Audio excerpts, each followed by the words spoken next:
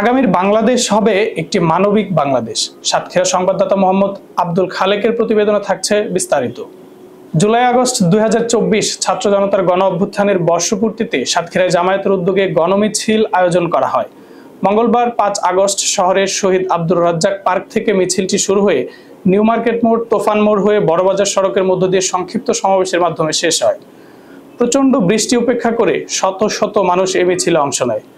জামায়াতে ইসলামের কেন্দ্রীয় সাংগঠনিক সেক্রেটারি ও খুলনা অঞ্চল পরিচালক মুহাদ্দিস আব্দুল খালেক মিছিলটির নেতৃত্ব দেন।